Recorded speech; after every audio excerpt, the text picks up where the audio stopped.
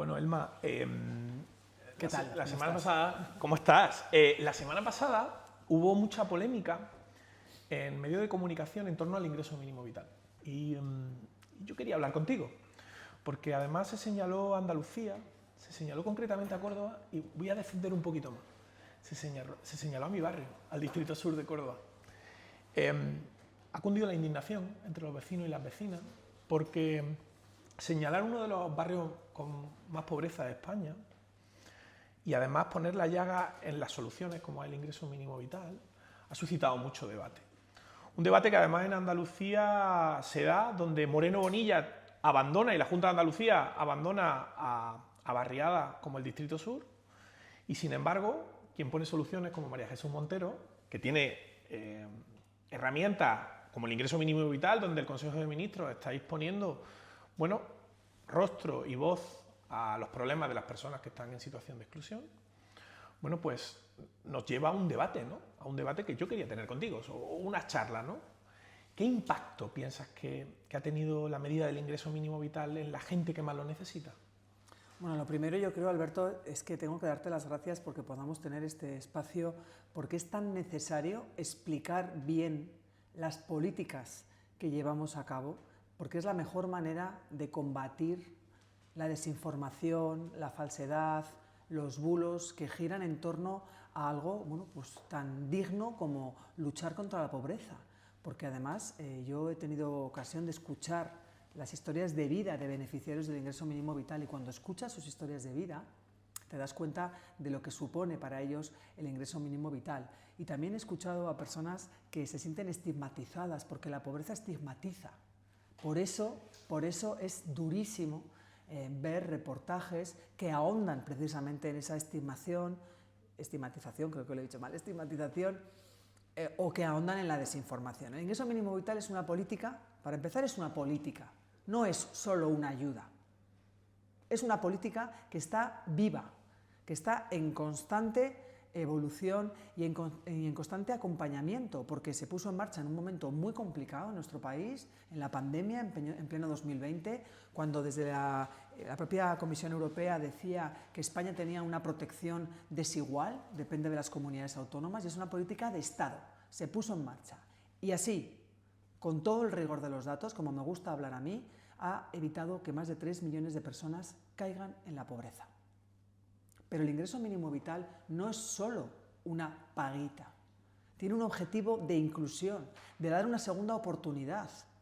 Por eso hemos ido enriqueciéndola, acompañándola, gracias a los fondos Next Generation, donde si quieres luego te contaré pues ese laboratorio de política social que hemos puesto en marcha, esos itinerarios de acompañamiento con el ingreso mínimo vital, que en Andalucía hemos hecho proyectos con la comunidad, con entidades sociales, o el incentivo al empleo, que hemos también incorporado desde el año 2020, para que, siendo conscientes de que el objetivo de las personas es el empleo, es la principal herramienta para salir de la pobreza. O el CAPI, el complemento de ayuda a la infancia, porque esos hogares protegidos de ingreso mínimo vital tienen rostro de mujer. Por eso digo que es una política además feminista. Prácticamente el 68% de los hogares son perceptores de ingreso mínimo vital, son mujeres con hijos a cargo. Qué importante lo que estás diciendo, porque, claro, le estás poniendo piel, estás poniendo rostro a esas paguitas que habla la derecha y la extrema derecha de manera, además, muy despectiva. Y yo quería hablarte de los niños y niñas. Siempre que hablamos del ingreso mínimo vital, bueno, nunca se ponen los reportajes, o creo que en el debate no está, cómo esta herramienta, esta oportunidad está haciendo que nuestros niños y nuestras niñas que están en una situación de desventaja sobre otros tienen una oportunidad de poder, bueno, tener una vida digna, ¿no? ¿Qué me dirías sobre el ingreso mínimo vital en los niños y las niñas? Porque creo que es un enfoque que no se le está realmente dando en el debate, y creo que la gente tiene que conocer realmente cómo el ingreso mínimo vital cambia sus vidas. Mira, vamos a ver. El objetivo de luchar contra la pobreza infantil en el Congreso de los Diputados o en el Senado es un objetivo que, a priori, todas las fuerzas políticas quieren combatir. Quiero recordarte que el ingreso mínimo vital salió adelante sin ningún voto en contra cuando se puso en marcha. Entonces, a priori parecería que luchar contra la pobreza infantil nos une al conjunto de fuerzas políticas. Pero luego te estás dando cuenta, porque el ingreso mínimo vital nació para luchar contra la pobreza, también contra la pobreza infantil, por ese complemento de ayuda a la infancia es tan importante que se puso en marcha después del año 2020 en el ingreso mínimo vital y que ha llegado a más de 900.000 niños y niñas. Te das cuenta de que cuando se puso en marcha el ingreso mínimo vital, te decía, había que ser muy conscientes de que no era la única herramienta para luchar contra la pobreza. Tenía que ser complementario a las rentas de las comunidades autónomas, que tienen competencia en inclusión social, en inserción educativa, en acceso a la vivienda, al final en empleabilidad. Entonces tenía que ser una herramienta que se complementara con las rentas de las comunidades autónomas. ¿Qué está pasando?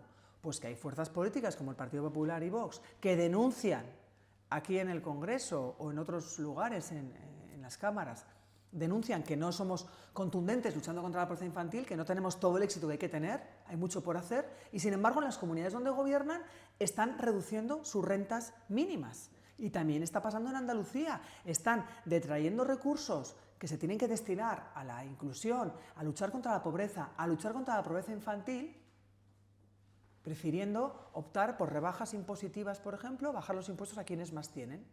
Y luego denuncian que el ingreso mínimo vital no está consiguiendo el objetivo que es acabar con todas las brechas. Evidentemente vamos en la buena dirección. Eso es una incoherencia. Eso es una incoherencia. Entonces, si estamos todos para luchar contra la pobreza infantil, comunidades autónomas, ayuntamientos y Gobierno de España, cuando además hay más fondos que nunca a disposición de las comunidades autónomas, debiera de ser algo que en vez de reducir hasta más de 500 millones las comunidades autónomas gobernadas por el PP, lo que destinan a las rentas mínimas, debería de ser una suma de esfuerzos. Esa es la incoherencia otra vez que la vemos y que tiene sus ojos y su sufrimiento en Andalucía. Me gusta mucho porque hablas de una política transversal, me has hablado de empleabilidad. Sabes que cuando surge mucho el debate sobre el ingreso mínimo vital, se habla de qué tipo de incentivos y sobre todo, ¿no? Dicen, bueno, esta gente... Lo señalan, ¿no? Señalan a la gente, no quiere trabajar, no hay políticas para la empleabilidad, cuando no es cierto, cuando el ingreso mínimo vital no es ese carácter económico, sino que va mucho más allá. ¿Qué podías contar a la ciudadanía que entienda, ¿no?, lo que significa el ingreso mínimo vital también para la empleabilidad y para las oportunidades laborales? Bueno, pues fíjate, yo me estoy acordando de una chica que me contó su historia, ¿no?, que es Auristela, y que percibió el ingreso mínimo vital y también el incentivo al empleo. Porque es importante que sepamos que si tiene rostro de mujer mayoritariamente el ingreso mínimo vital, tú imagínate una mujer que tiene la opción de que está cobrando el ingreso mínimo vital, que tiene la posibilidad de acceder a un trabajo, pero un trabajo precario. Y tiene 3 hijos en casa. ¿Cómo puedes conciliar tu vida? ¿Cómo puedes atender a tus 3 chiquillos en tu casa y acceder a un trabajo de horas o de 4 días o de 5 días? Por eso, cuando hablamos del empleo, el empleo en el que se trabaja tiene que ser el empleo de calidad, indefinido, para que verdaderamente eso suponga el salir de esa trampa de la pobreza. Por eso incorporamos esa política del incentivo al empleo para dar ese mensaje de que efectivamente pues el acceso al empleo, en tanto que eres beneficiario, pues te ayuda a esa transición hasta que finalmente encuentras un empleo que te permita salir y dejar atrás lo que los beneficiarios del ingreso mínimo vital quieren, que es dejar atrás la exclusión. Por eso, está claro que además las políticas de empleo y las políticas que van destinadas a colectivos más desfavorecidos no solamente son políticas que se hacen a través del ingreso mínimo vital. De hecho, todas las grandes cifras que tenemos en este país demuestran que son un conjunto de políticas transversales. Así que información, compromiso. Nunca ha habido tantos foros con las comunidades autónomas para hacer ese seguimiento con el ingreso mínimo vital. Y algo tan importante como lo que te decía, esos itinerarios que acompañan, que pusimos en marcha gracias a un laboratorio de políticas sociales, que lo que hacemos en el Ministerio es ver qué funciona y qué no para la inclusión, desde la metodología científica. Decir, oye, hacer como un experimento, ¿no? Esta vacuna cura. Bueno, pues este itinerario, este acompañamiento, este trabajo con los niños en una familia en riesgo de exclusión funciona. Bueno, pues vamos a escalarlo y vamos a ir por las políticas que funcionan y que consiguen pues el éxito y que podamos acompañar a los más desfavorecidos. Fíjate, cuando hablamos, ¿no?, y la conversación, todo gira en torno a poder dar oportunidades, ¿no?, ayudar. Yo me acuerdo, ¿no?, que cuando la crisis financiera, ¿no?, cuando el Partido Popular tuvo que gobernar, se dejó atrás a la gente, ¿no? Claro, lo que más orgulloso me siento como socialista es que cuando vinieron mal dadas, como fue la pandemia, en tiempos de crisis los gobiernos socialistas ponemos herramientas, ¿no? ¿Qué hubiera sido, ¿no?, de esa familia y de esos barrios en situación de exclusión si no hubiéramos tenido una herramienta tan eficaz como el ingreso mínimo vital? ¿Qué supone en momentos de crisis? Pero en el día a día, ¿no? Es tangible, es tocable, ¿no? Es cómo esas familias consiguen salir adelante. En tu opinión, ¿qué ha cambiado? ¿Qué modelo ha cambiado desde las crisis que el Partido Popular tuvo que gestionar a esta herramienta que marca una diferencia absoluta entre dejar a la gente atrás o acompañar? ¿Cómo percibís desde el Ministerio ese día a día, ¿no?, en momentos más críticos? Bueno, pero aparte de percepciones que son datos, es bien clara la diferencia entre proteger a los bancos o proteger a las personas. Y eso, en estos días que estamos viendo cómo estamos mejorando las cifras, se está revisando al alza el crecimiento económico. Yo sé que cuando hablas de PIB, cuando hablas de calificación crediticia, cuando hablas de deuda, pues esos datos macroeconómicos que son cada vez mejores, pues a veces, ¿no?, cuando uno lo está viendo en la televisión, pues parece que no llega a lo micro, no llega a la familia más desfavorecida, pero es que sí que llega. Y estamos viendo cómo hemos salido sin cicatrices de no pocos desafíos: pandemia, inflación, invasión de Putin en Ucrania. Estamos saliendo sin cicatrices porque hemos elegido proteger, hemos elegido un crecimiento económico sostenible que apueste por gestionar la economía con rigor, con responsabilidad fiscal, pero que también no dé un paso atrás en protección social, mejorando cada día la vida de la gente, de la mano del tercer sector, con un esfuerzo colectivo y por el camino correcto. Claro que todavía queda mucho por hacer, pero es que otras recetas nos llevarían a crisis financieras donde lo que pasaba era pues empresas, trabajadores despedidos, empresas cerradas, pues ahora con este escudo social que hemos desplegado a través de los ERTEs, del cese de actividad de los autónomos, de todas las ayudas que se ha puesto en marcha, de rebajar la factura de la luz, de poner en marcha el ingreso mínimo vital, pues estamos viendo cómo crecemos económicamente, pero además protegemos a las personas. Así que ese es el modelo que ofrecemos a la ciudadanía. Bueno, la verdad que hablas de dos modelos y creo que son muy visuales, ¿no? Y además, si lo llevas al territorio, podemos verlo con mucha claridad. Te hablaba de mi tierra, ¿no? Pues Moreno Bonilla frente a María Jesús, ¿no?, Montero, pero también en otras comunidades autónomas, ¿no? Estamos viendo cómo Ayuso también retira absolutamente las ayudas que tienen que ver con los más vulnerables.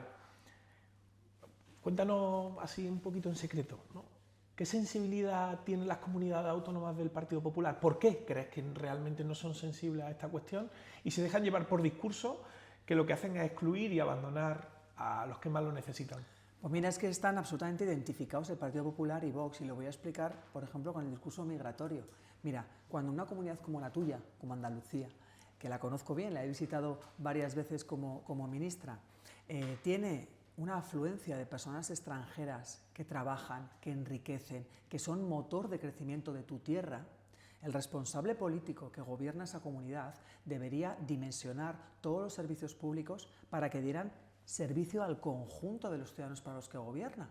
Si tú tendrás que preguntar a tu consejera de Educación, oye, ¿cuántos niños hay que escolarizar?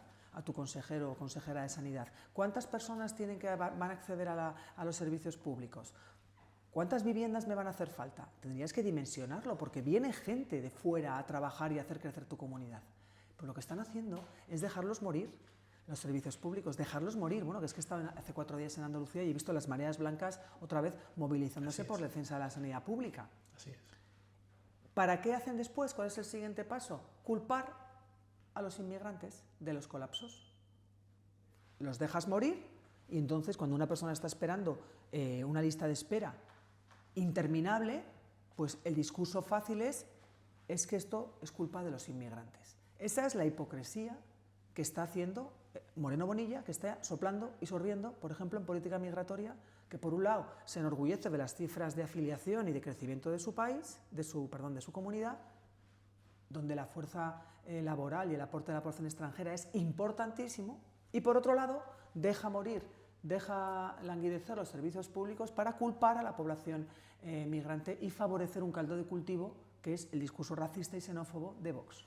Ese es básicamente el modus operandi del Partido Popular y contra eso, pues un gobierno que cree en el Estado de las autonomías, que cree en la igualdad de los españoles y las españolas, que cree en el servicio público, que es lo que nos protege, y eso es, bueno, pues con una vicepresidenta, que es lo que está haciendo como vicepresidenta del gobierno, María Jesús, y lo que hará cuando sea presidenta de Andalucía. Pues muchísimas gracias, Elma. Ha sido un placer poder explicar a la ciudadanía en qué consiste el ingreso mínimo vital y ponerle un poco de piel a las políticas que hacemos desde el gobierno. Gracias a ti por darme este espacio, esta oportunidad. Gracias.